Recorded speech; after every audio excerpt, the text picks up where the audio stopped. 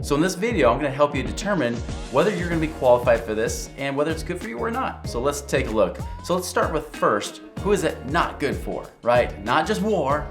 Who's it not good for? All right, so who's it not good for? First, and this might seem obvious to you, but if you're in bad health or you're a smoker, and that even includes vaping, by the way. That's been one of those more recent additions.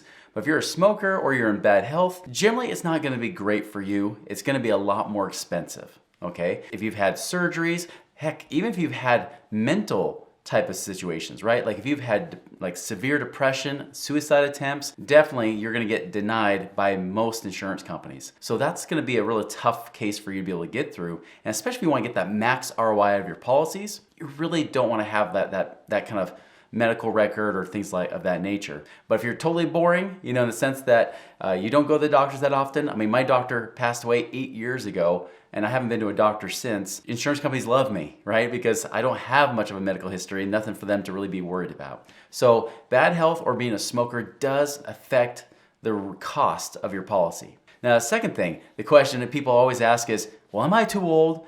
And I kind of hate this question because often the people that ask that are in their 50s, and I'm 45 right now. So for someone to say, I'm 52, am I too old? You better not be, because I'm 45, I'm right behind you. So no, 50s and even 60s generally isn't too old unless there's a bad health combination with it. But if you're over the age of 70, this doesn't become as easy to use. This might be something where if you're over the age of 70, we switch this to be more about your death benefit than we are about building up cash value fast. Because once you get into your 70s, it does get a little bit tougher. Now, also, this is key. No matter what your age is, if you're paycheck to paycheck, I don't think you should be getting whole life insurance.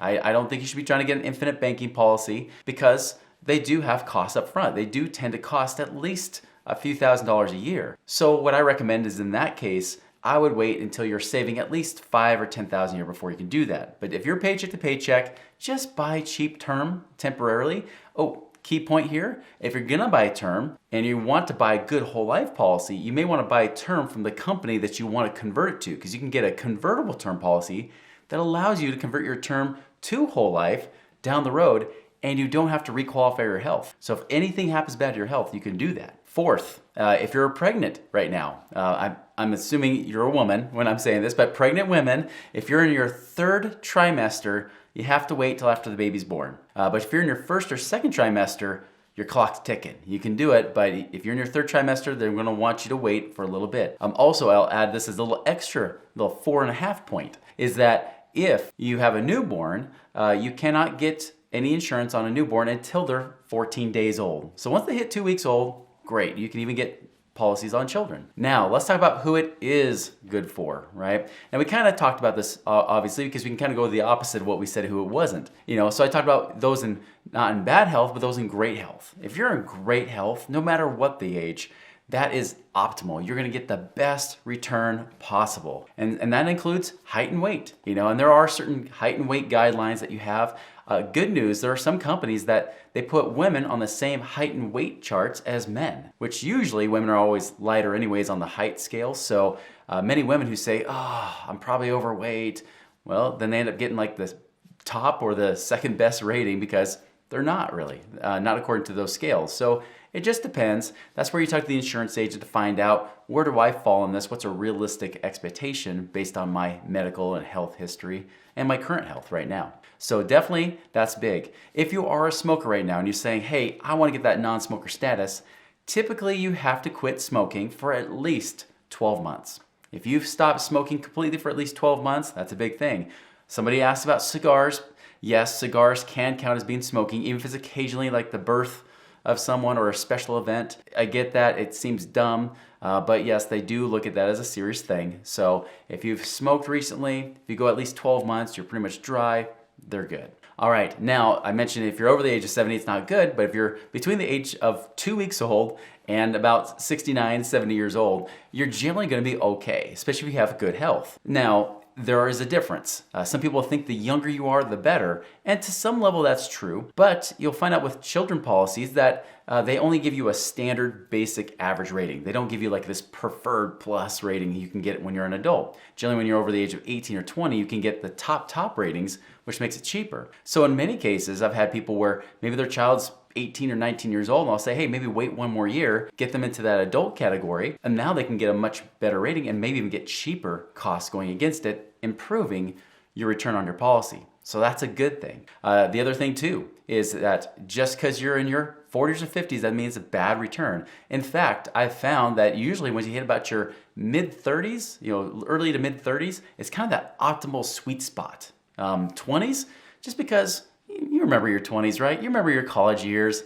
We were kind of young and dumb. We did some dumb things, right? Believe it or not, sometimes in your 20s, the costs are a little bit higher than they are in your 30s, depending if you're a man or a woman, and that sort of thing. Oh, and here's a key thing. Many times, when someone has somebody who's in bad health, things like that, they'll say, wait, this doesn't work for me. How do I make this work?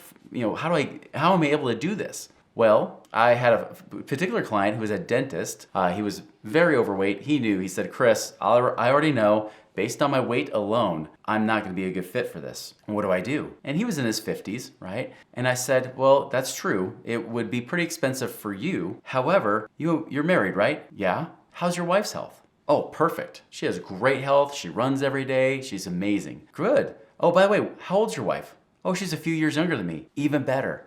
Just so you know, ladies, you have an advantage over men. Men get discriminated against when it comes to life insurance. I know it's the first time men finally get discriminated over something. But life insurance, men get discriminated because, why? We die younger, right? We die earlier.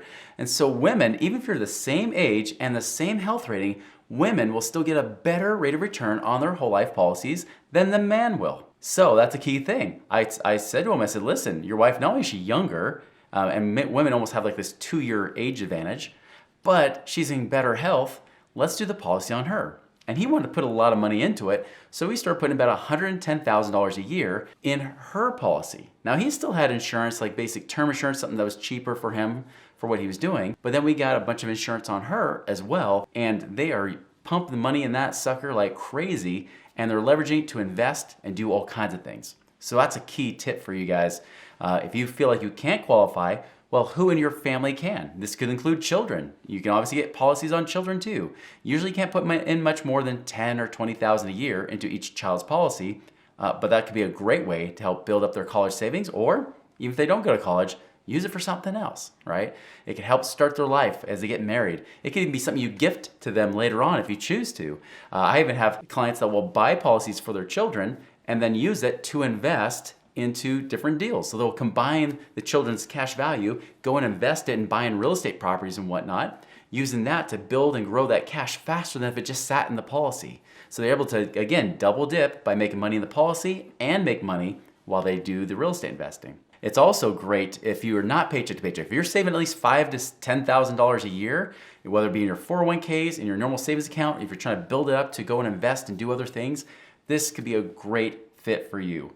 And ultimately, really, it comes down to that. Those of you that really not just want something to build up cash, it's great for building up emergency funds, of course. It's a great way to have a better return on your money than 0.0% sitting in your bank account and doing nothing.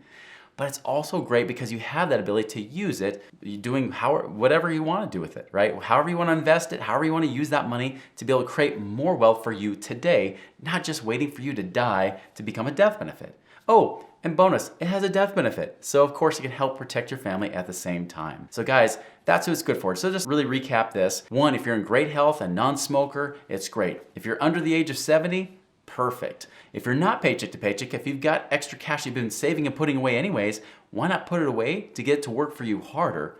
And then of course the 4th one, even if you're pregnant, it's okay, because as long as you're not in your 3rd trimester, you're still qualified to be able to get insurance. Guys, if you thought this video was great, go and find out the next level. Find out how you can buy a car with infinite banking right now.